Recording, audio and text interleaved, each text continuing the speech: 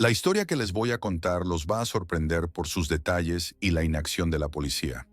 Asegúrense de ver este video hasta el final para no perderse ningún momento. El final es realmente impactante. Si les gusta el video, por favor, denle un like y suscríbanse al canal. El viernes 9 de septiembre de 2016, una pensionista de 79 años, Georgette Bano, caminaba por los senderos forestales en Ézérez, Francia. La mujer mayor solía visitar este lugar con frecuencia para dar paseos. Había vivido toda su vida allí. Sabía que era un lugar tranquilo y seguro. Georgette dio varias vueltas por los senderos y se dirigía a su casa. Desafortunadamente, el 9 de septiembre no le estaba destinado a regresar. La pensionista desapareció. Parecía que este evento pasó completamente desapercibido para las autoridades. Ella era una mujer solitaria, por lo que no había nadie que pudiera reportar su desaparición. Tras unas búsquedas breves, el caso se olvidó, pero no para siempre. El 26 de agosto de 2017, en Le Pont de Beaubassin, a solo unos pocos kilómetros del lugar donde desapareció la anciana, se celebraba una fiesta de boda. En pleno auge de la celebración, nadie se dio cuenta de que un extraño se había unido al evento. Él se mezcló perfectamente con la multitud, aunque solo conocía a unas pocas personas. Sin embargo, no tenía intención de arruinar la fiesta, ya que tenía otros planes en mente. Él simplemente se estaba divirtiendo y descansando con los demás. Había muchos niños allí, incluida Maëlys de Araujo, de 8 años. A pesar del ambiente festivo, al final de la fiesta, todo cambió debido a la desaparición de la niña. Esto fue un shock para su familia. Al principio, todos pensaron que Maëlys simplemente se había perdido entre los invitados, por lo que sus familiares comenzaron a buscarla, pero no la encontraron. Por supuesto, los padres acudieron a la policía a las 4 de la mañana. Los gendarmes llegaron al lugar de la fiesta y comenzaron a investigar.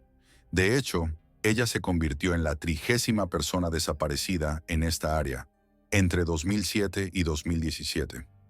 Todas estas personas simplemente se desvanecieron, sin que se hiciera ningún reporte del incidente o sin que la investigación llegara a ningún resultado. Nadie sabía qué había sucedido con todos esos desafortunados. Probablemente era obra de algún criminal o incluso de varios. El ambiente en la boda era familiar y acogedor. Nadie esperaba un golpe tan bajo, algo de tal magnitud como lo que ocurrió. Sin embargo, el hecho era innegable. La niña de 8 años desapareció durante el evento. Sus padres estaban en shock. Parecía que el niño simplemente se evaporó. Ninguno de los 300 invitados vio a dónde pudo haberse ido la niña. 5 días después del incidente con Maëlys, la policía aún no tenía ninguna pista. Los detectives trataban de consolar a los familiares, pero sabían perfectamente que las posibilidades de encontrar a la niña con vida eran muy bajas, dado el tiempo que había pasado. Incluso la posibilidad de un secuestro se descartó, ya que nadie intentó ponerse en contacto con la familia para pedir un rescate. Sorprendentemente, un hombre llamado Ludovic se presentó en la comisaría. Era uno de los invitados a la boda y creía que podía proporcionar información valiosa para la investigación. El testigo resultó ser un amigo cercano de 34 años, Nordal Lilandais. Según la persona que se presentó, su amigo no tenía invitación para el evento. Sin embargo, llegó y se comportó de manera extraña. Decidió asistir en lugar de su primo, quien sí había recibido la invitación, pero no podía felicitar a los recién casados en persona. Nordal no estuvo presente en la ceremonia, pero sí apareció en el banquete. Allí, el invitado no invitado se comportó de manera bastante sociable, incluso excesivamente activa. Se presentó a todos los familiares de los novios. Alrededor de las 6 de la tarde, debía irse por asuntos personales. El amigo Ludovic lo invitó a regresar a la mesa. El testigo logró ver a Nordal cuando salía del salón. Él evitaba sospechosamente a los invitados, pero justificó su comportamiento diciendo que estaba ebrio. El hombre aceptó la invitación del amigo y accedió a regresar a la mesa, y luego simplemente desapareció. Un rato después, el invitado no invitado regresó, justo cuando se servían los postres. Alrededor de la 1:30 de la madrugada, el animador del evento de bodas anunció la salida de la niñera, quien había estado cuidando a los niños en la celebración. Nordal también desapareció después de ese anuncio.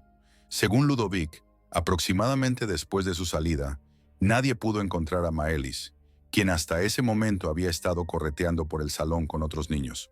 Los invitados ya estaban borrachos y relajados, por lo que al principio nadie notó la desaparición de la niña.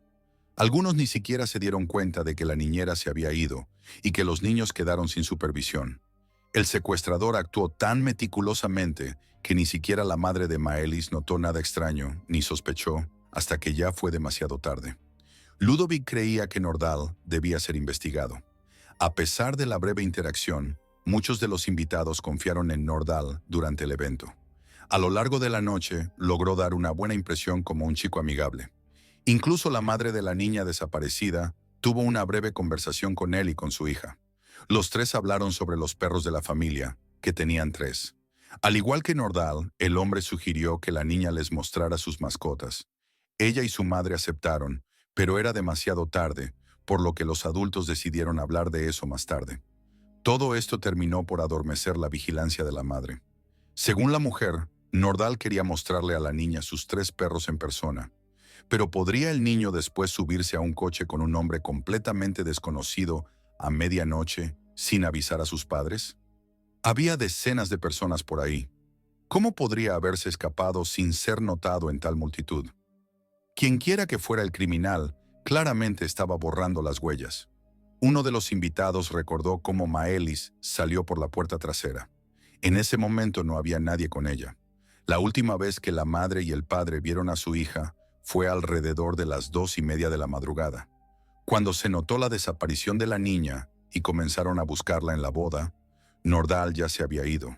Pero luego volvió a aparecer. El hombre caminaba y preguntaba asombrado a los invitados qué había sucedido.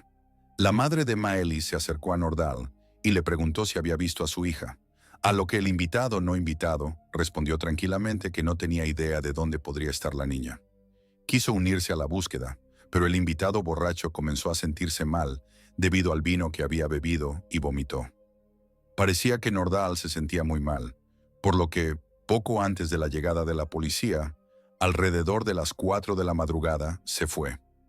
Muy temprano por la mañana, después de las celebraciones de la boda, toda la ciudad se vio sacudida por la noticia de la desaparición de Maelis, una niña de 8 años. Solo unas horas después de la denuncia de su madre sobre la desaparición, la policía inició una operación de búsqueda activa. Se realizaron registros en toda la ciudad y en todos los lugares donde la niña podría haber estado. Se utilizaron perros de servicio y un helicóptero. Fueron enviados refuerzos desde Grenoble. La tensión continuaba creciendo, pero Maelis seguía sin aparecer. La persona más afectada por lo sucedido era la madre de la niña. Todos seguían creyendo que la niña desaparecida estaba bien, pero las esperanzas se desvanecían rápidamente. Estos eventos conmocionaron a toda Francia. Los padres repartían volantes y pegaban carteles. Incluso los dueños de las tiendas locales, preocupados, pusieron anuncios con la imagen y la descripción de la niña en las fachadas de sus establecimientos. En realidad, las historias de 30 hombres y mujeres desaparecidos en esta región ya eran conocidas por los habitantes locales y, por supuesto, por los gendarmes. Pero al principio nadie vinculó la desaparición de Maelis con estos casos. Las personas desaparecían en un área de aproximadamente 100 kilómetros. La mayoría de ellos eran turistas mayores de 30 años. Por lo tanto, una niña de 8 años claramente no encajaba en esta lista. Circulaban rumores sobre un asesino en serie, pero no se había logrado capturarlo en todo un decenio. Dado que los asesinos en serie suelen tener preferencias muy claras, los gendarmes no esperaban que un asesino en serie estuviera operando en los Alpes, sin importar a quién matar. Todos los desaparecidos simplemente se desvanecían en el aire, y la mayoría de las operaciones de búsqueda no tuvieron éxito, y todo lo que se encontraba no avanzaba la investigación. Pero con Maelis, la situación era completamente diferente. Había información. Los otros 30 desaparecidos fueron en las afueras de la ciudad, sin testigos, pero la niña desapareció literalmente bajo la nariz de sus propios padres, a la vista de muchos testigos. Cuando Maelis desapareció, la gente comenzó a preguntarse si todos estos crímenes podrían estar relacionados. Inmediatamente surgió otra pregunta. ¿Por qué aún no se había descubierto absolutamente nada por parte de las autoridades? Todo esto provocó una ola de indignación. La gente acusaba a las autoridades de inacción. Si Maelis realmente se convirtió en otra víctima de un asesino en serie, esto ocurrió por culpa de la policía. Eric Farrey, de 48 años, y su novia se mudaron a esta zona en 2016. Tenían una relación seria y grandes planes para su vida. Sin embargo, después de la mudanza, Eric desapareció de repente. La última víctima se dirigió a una panadería a 15 minutos a pie de su casa, pero nunca regresó. Incluso salió de casa sin sus pertenencias, solo con su tarjeta bancaria, claramente esperando regresar pronto. Su novia y un vecino recorrieron toda la zona, ya que no podían contactarlo por teléfono. Supusieron que Eric había tenido un accidente, pero no lo encontraron en ninguna parte. Después de varias horas de búsqueda sin éxito, la novia fue a la comisaría a denunciar la desaparición. Desafortunadamente, los policías fueron escépticos con la denuncia, por lo que sugirieron esperar 48 horas antes de hacer una denuncia oficial, ya que se trataba de un adulto que podría haberse ido por su cuenta. Pero la novia no podía quedarse de brazos cruzados. Inició su propia investigación y solicitó las grabaciones de las cámaras de seguridad de la panadería. En ellas vio a su novio, quien compró pan, intercambió algunas palabras con el vendedor y simplemente se fue. Claramente, desapareció en el camino de regreso a casa. Con esta información, la novia volvió a dirigirse a la gendarmería. La policía se encargó del caso, pero no encontró nada. Finalmente, después de un año, ella vio por casualidad en las noticias un reportaje sobre la desaparición de Maelis. En su mente apareció inmediatamente la idea de que la desaparición de su ser querido y la de esa niña podrían ser obra de la misma persona malvada. Pensó que en las grabaciones de la panadería podría haberse capturado al mismo criminal, pero que la policía no había podido identificarlo. Ahora, comparando esas grabaciones con la lista de invitados a la boda, se podría obtener una coincidencia. Cuando la investigación, a través de la pista de un testigo, sugirió que el caso podría estar relacionado con un tal Nardal, y esta información fue divulgada en los medios, la novia de Eric observó detenidamente la foto de Nardal. Estudió la imagen durante un tiempo y luego revisó las grabaciones, encontrando una coincidencia. Un rostro muy parecido al de Nardal apareció en la grabación de la panadería, y no parecía ser una simple coincidencia. En ese periodo, Francia estaba en un gran estado de agitación, ya que las desapariciones de personas ocurrían con una regularidad alarmante que aumentaba gradualmente. Parecía que las apetencias del monstruo crecía y la indignación pública también aumentaba. Muchos se sentían aterrados y no podían sentirse seguros. El 21º caso en la lista fue Arthur Noyer. Desapareció en pleno centro de Chambéry, aproximadamente 4 meses antes del secuestro de la niña. Más tarde su cuerpo fue encontrado en el río y se consideró que se ahogó. Los familiares reconocieron al joven de 23 años, que servía en una unidad militar cercana, pero no pudieron aceptar la versión de la policía. La policía logró averiguar que, entre el 11 y 12 de abril de 2017, salió del club nocturno local alrededor de la 1 de la madrugada. La última persona que lo vio fue el gerente del establecimiento, cuando él se dirigía hacia el cuartel. El camino era bastante largo. Arthur decidió caminar por la carretera con la esperanza de hacer autostop. El gerente vio cómo el visitante logró detener un coche. Al parecer, le pidió un aventón de unos cuantos kilómetros. Subió al vehículo y se fue. Por la mañana, no se presentó en la unidad militar, por lo que fue declarado desertor. Utilizando perros de servicio, se logró encontrar una huella que se interrumpió a 400 metros de donde el joven se había subido al coche. Después de revisar las grabaciones de las cámaras de seguridad, se encontró una pista. El coche en el que se subió el militar en realidad estuvo estacionado durante bastante tiempo cerca del club. El conductor pasó varias horas dentro. Parecía estar esperando a alguien o vigilando. Y luego, tan pronto como Arthur apareció en la carretera, el vehículo arrancó de repente y se detuvo para darle un aventón. Esto generó dudas, pero no se pudo identificar la marca ni el número de la placa del coche sospechoso. Durante los últimos meses, esta fue la única pista en la búsqueda de Arthur, pero el caso se estancó cuando encontraron el cuerpo en el río. La familia del joven rechazó la posibilidad de que hubiera desertado, ya que amaba sinceramente su trabajo y quería hacer carrera en el ejército. La víctima nunca tuvo problemas con la ley. Arthur era, en general, un buen chico, no propenso a huir, sin trastornos psicológicos, adicciones ni conflictos con nadie. Curiosamente, la policía siguió sin actuar. Los gendarmes ni siquiera revisaron los datos del teléfono móvil del joven. Solo lo hicieron mucho después, cuando comenzó la operación de búsqueda de Maelis. Resultó que el soldado se encontraba cerca de un intercambiador de autopistas a las 3 de la madrugada. Este lugar estaba cerca del club nocturno, y 4 minutos después, su teléfono móvil fue detectado a 6 kilómetros. 5 minutos después, a 11 kilómetros de ese lugar. Teniendo en cuenta la velocidad de desplazamiento, claramente estuvo en el automóvil del secuestrador todo este tiempo. Esta pista permitió localizar el teléfono móvil del conductor del vehículo, que evidentemente también debía haber estado en las cercanías de Arthur durante todo este tiempo. El medio de comunicación pertenecía a Nardali Lilandais, quien en ese momento conducía un Audi A3. Lamentablemente, el gerente del establecimiento que presenció el momento de la detención del vehículo no pudo identificar la marca exacta del automóvil. Por un lado, esto podría considerarse una buena noticia. Una persona implicada en 2 o incluso 3 delitos podría ser detenida. Por otro lado, estos hechos desataron una ola de protestas, ya que todo esto podría haberse hecho mucho antes para evitar el secuestro de Maelis. Nardali fue arrestado y puesto bajo custodia, y su automóvil fue incautado para una pericia. Continuaba negando su implicación en el secuestro de Maelis, e incluso mostraba una actitud altanera. Aparentemente, el sospechoso estaba seguro de su impunidad, algo común en algunos asesinos en serie. Tampoco dijo nada sobre Arthur.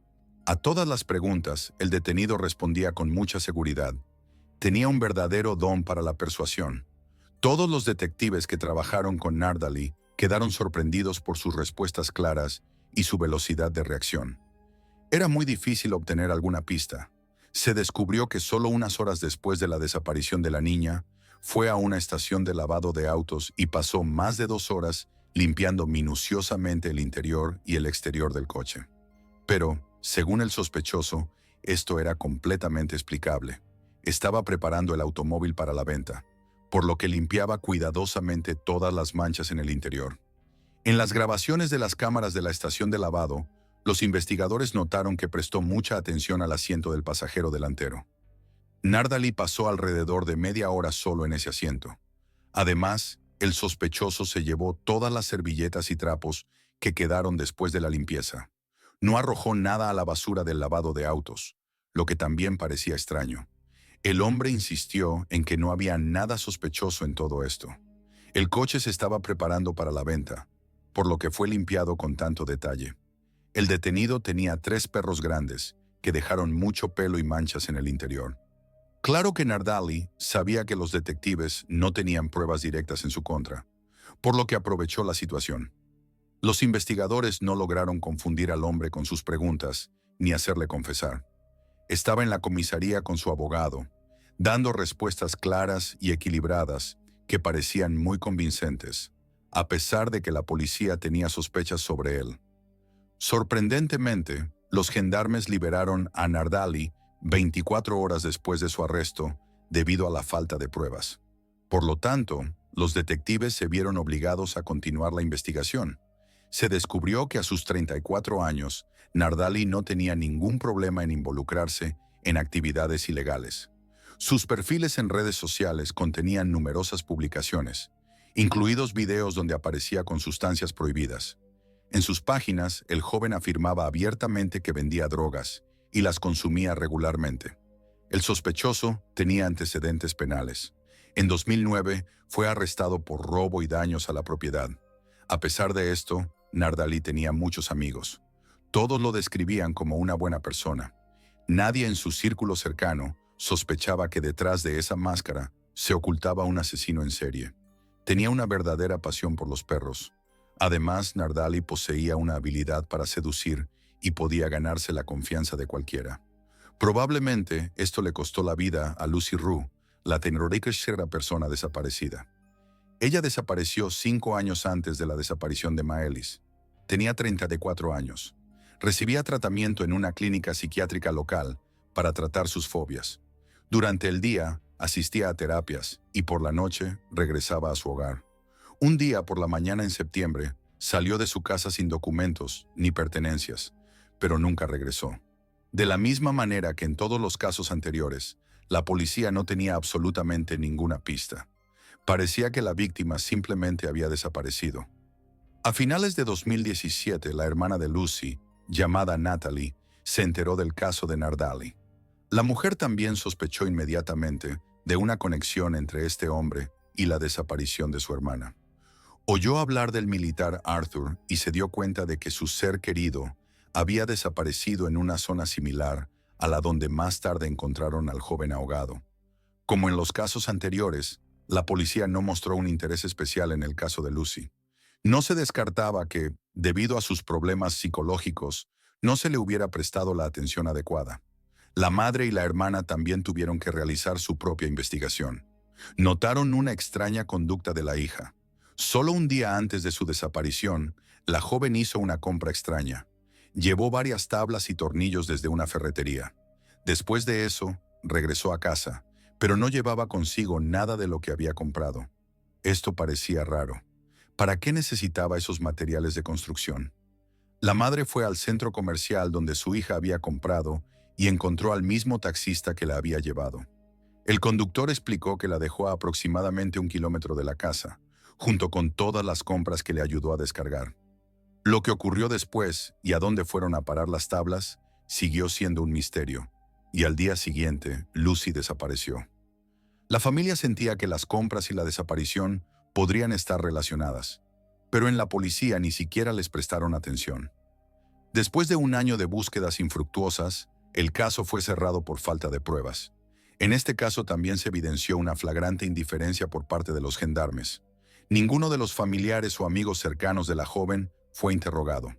Después de que esto se hiciera, 5 años después, se logró localizar a una persona que había estado con Lucy en la clínica psiquiátrica. Resultó que en ese periodo, Nardali también estaba allí. Estaba recibiendo tratamiento y ambos solían almorzar juntos en el comedor. Un hombre, que pidió no ser identificado, contó que Nardali tenía un interés particular por Lucy. La 13ª víctima era realmente una mujer hermosa y logró seducirla mientras estaba en la clínica. Después de eso, no pasó ni una semana antes de que ella desapareciera sin dejar rastro. Ahora, cuando finalmente consiguieron mover a los policías, se volvía cada vez más claro que las personas desaparecidas estaban de alguna manera relacionadas con esta zona. Los ataques ocurrieron dentro de un radio de 25 kilómetros de la casa de Nardali. Casi todas las personas, con algunas excepciones, eran locales de los pueblos cercanos o turistas que visitaban la zona. Muchos de ellos se conocían entre sí en vida.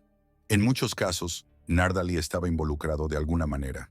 Por ejemplo, en el caso de la desaparición de la anciana Georgette, quien desapareció en la naturaleza, el sospechoso participó activamente en la operación de búsqueda y rescate, siendo parte de los voluntarios. Lamentablemente, todas estas coincidencias no fueron suficientes para presentar cargos contra el sospechoso. Finalmente, los detectives se pusieron a trabajar a fondo. Uno de los gendarmes pasó horas revisando las grabaciones de la estación de lavado de autos, observando las manipulaciones que Nardali realizó con su automóvil durante la limpieza. El investigador notó que el hombre sospechoso dedicó más tiempo al maletero. Lo limpió durante 47 minutos, lo que parecía no ser una coincidencia. El automóvil fue incautado nuevamente para una revisión más exhaustiva. Se retiró todo el revestimiento del interior del vehículo. Se realizaron decenas de horas de inspección del automóvil. Finalmente, en un cableado del maletero, se encontraron partículas que parecían sangre, la cual fue analizada. El ADN de la sangre pertenecía a la niña desaparecida. Pero esa gota no podía haber llegado ahí por casualidad. Finalmente, llegó el momento de hablar nuevamente con Nardali y hacerle algunas preguntas incómodas. El principal sospechoso fue arrestado nuevamente y llevado a interrogatorio. Desde el principio, esperaba que no escucharía nada nuevo y estaba preparado para sus respuestas.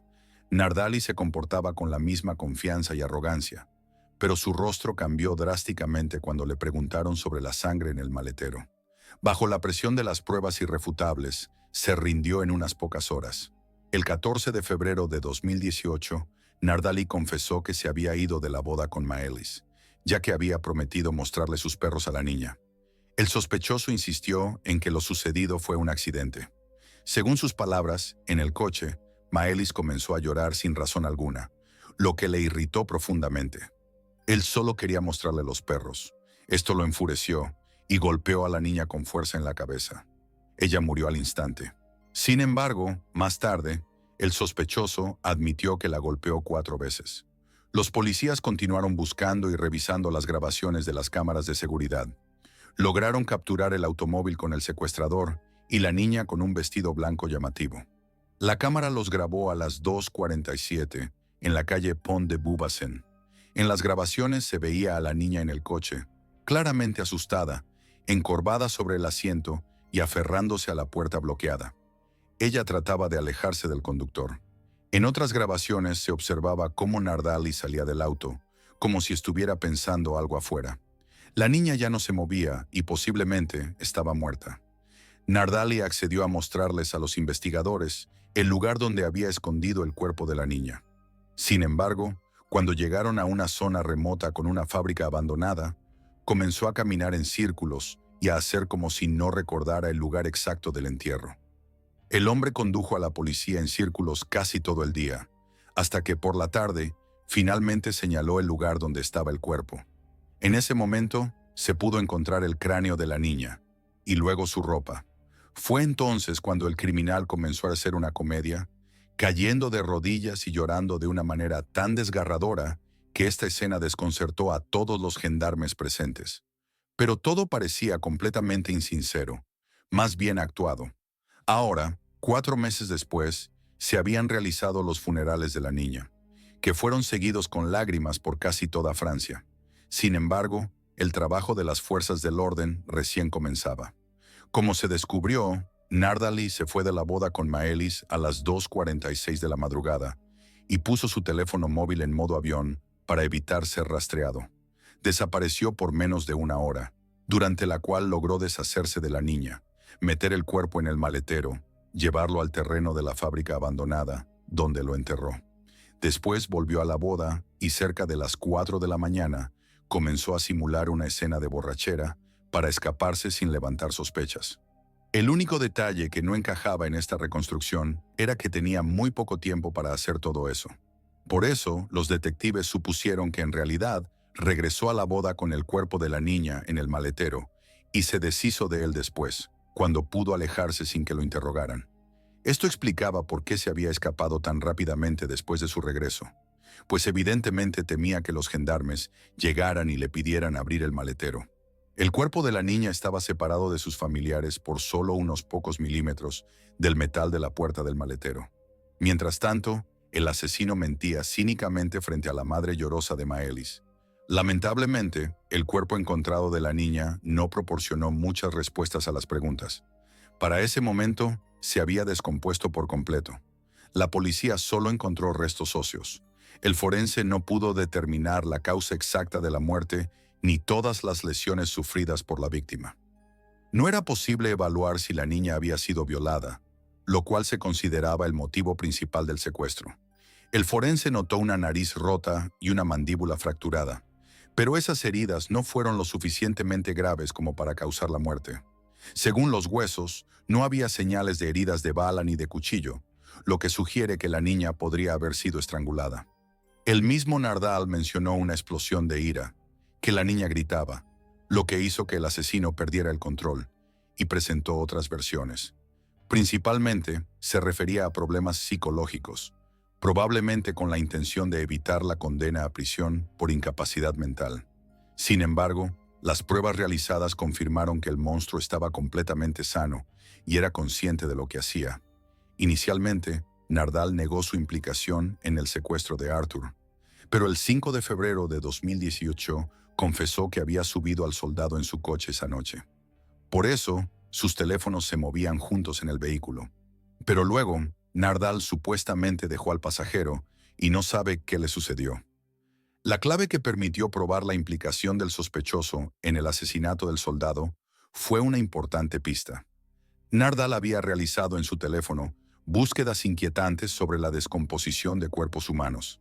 Al enterarse de esto, el sospechoso confesó el asesinato del militar el 29 de marzo de 2018, pero también lo consideró un accidente. Según su versión, durante el viaje, los hombres comenzaron a discutir, se liaron a golpes, y como resultado, Arthur cayó del coche. La caída accidental fue lo que causó la muerte, y para él fue un accidente. Sin embargo, los investigadores estaban convencidos de que la historia era completamente diferente.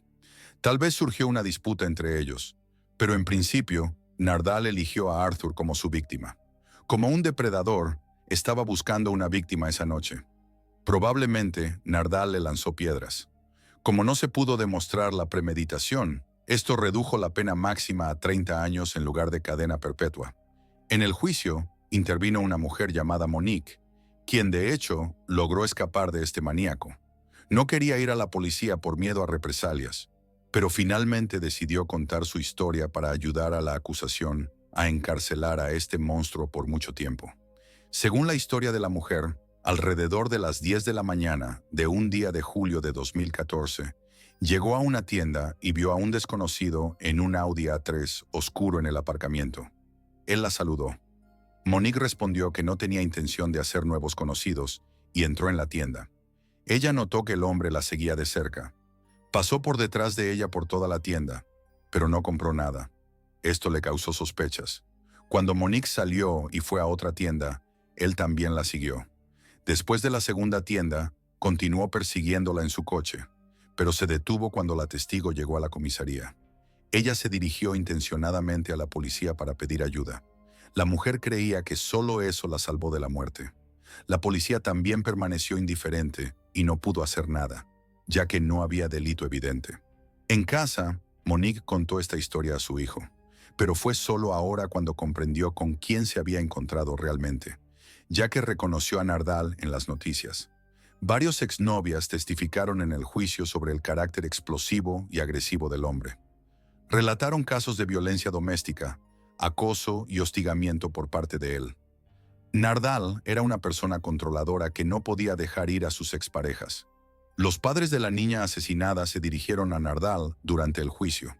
Querían saber qué había sucedido exactamente con su hija. Estaban dispuestos a escuchar la verdad, fuera cual fuera. El acusado prometió dar detalles. Se llevó a cabo una reconstrucción exhaustiva de los eventos, pero no se pudo obtener la verdad de él. Todas sus declaraciones contradijeron claramente lo sucedido. El acusado afirmó que estaba en pánico y en estado de shock, que había tenido alucinaciones y que vio cómo Arthur Noyer, su víctima anterior, tomó el cuerpo de Maëlys, por lo que la mató. Por supuesto, sus declaraciones no fueron tomadas en serio por nadie. Según la fiscalía, ahora, gracias a la historia de Maëlys, la implicación de Nardal en todos los demás crímenes se volvió más que probable. La opinión pública seguía indignada por la negligencia de las autoridades, que permitieron que Nardal presumiblemente matara a 30 personas en 10 años. Muchos justificaban esta omisión diciendo que en Francia no hay muchos asesinos en serie, por lo que el sistema policial simplemente no estaba preparado para enfrentar tales casos. De hecho, los gendarmes no sospechaban que un maníaco estuviera actuando en la región. Su amplia especialización pudo haber confundido a las autoridades, ya que mataba a cualquiera. Además, los detectives no tenían la experiencia adecuada para resolver casos tan complejos. La parte acusadora creía que la violación era el principal motivo en el caso del secuestro de Maëlys. Es probable que Nardal la violara y luego la matara, pero, lamentablemente, el estado del cuerpo no permitió confirmar estas suposiciones. Los psiquiatras forenses tenían sus propias conclusiones sobre cómo Nardal pudo haber llegado a convertirse en un monstruo. Nació en Boulogne-Billancourt el 18 de febrero de 1983. Vivió un tiempo con sus padres y su hermano de 7 años. Desde pequeño, tenía una inclinación por la mentira patológica. Más tarde, sus padres lo enviaron a una escuela interna en Domeseny. Se descubrió que uno de los profesores locales era un pedófilo que abusó de varios niños. Se consideraba que Nardal había sido una de sus víctimas en su juventud. Sin embargo, él negó tales acusaciones. Después de terminar la escuela secundaria, el futuro asesino no logró obtener una educación técnica y en 2002 ingresó al ejército para convertirse en sinólogo. Sin embargo, fue dado de baja al año siguiente debido a trastornos mentales. Tras su regreso, se dedicó por completo a entrenar a sus perros. Hizo trabajos menores, pero no tenía un empleo formal. Como resultado del proceso judicial, el 11 de mayo de 2021, Nardal fue declarado culpable del asesinato de Arthur Neuer. Fue condenado a 20 años de prisión. Un año después, el jurado lo encontró culpable del secuestro y asesinato de Maelis de Araujo, por lo que su lista de penas se amplió con una sentencia de prisión perpetua, con la posibilidad de libertad condicional tras cumplir 22 años. Nardal rechazó presentar apelaciones y consideró que la sentencia era merecida. La conexión con otros episodios sigue siendo investigada. Aunque hay muchas pistas en estos casos, casi no hay pruebas directas, y Nardal se niega a confesar otros 28 crímenes. Actualmente, se le acusa de violar a su prima de 14 años en 2017. Nardal niega su culpa, pero un agravante en este caso es que previamente había admitido abusos sexuales contra otras dos primas pequeñas, de 5 y 6 años respectivamente. En su computadora se encontraron videos en los que tocaba a niñas pequeñas en áreas íntimas mientras dormían. Uno de esos videos fue grabado una semana antes de la desaparición de Maelis. Nardal Lea Landais reconoció haber abusado sexualmente de ella durante la investigación. Aclaró que lo atraían las niñas pequeñas y que bajo la influencia del alcohol y las drogas, prácticamente no distinguía entre una mujer adulta y un niño. Este juicio apenas está comenzando. Mientras el asesino estaba en prisión, no perdió el tiempo. Nardal descubrió que los prisioneros en las cárceles de Francia tienen prácticamente todos los derechos, excepto la libertad, y empezó a aprovechar hábilmente todas las ventajas. Correspondía cartas con mujeres, las encantaba con su estilo habitual, y ellas lo visitaban en la sala de visitas. Una de estas mujeres estaba tan fascinada por él que llevaba alcohol, sustancias prohibidas, teléfonos y juguetes sexuales a la cárcel para él. Con este teléfono secreto, Nardal chateaba con adolescentes y visitaba sitios web para adultos. En general, tenía una vida bastante cómoda en prisión. En su celda tiene un refrigerador, televisión, computadora y consola de videojuegos. Sin embargo, Nardal admitió ante otros prisioneros que planeaba escapar. A finales de 2023, una de sus admiradoras tuvo un hijo con Nardal. Así es esta terrible historia. Comparte tu opinión en los comentarios. Cuídate a ti mismo y a tus seres queridos.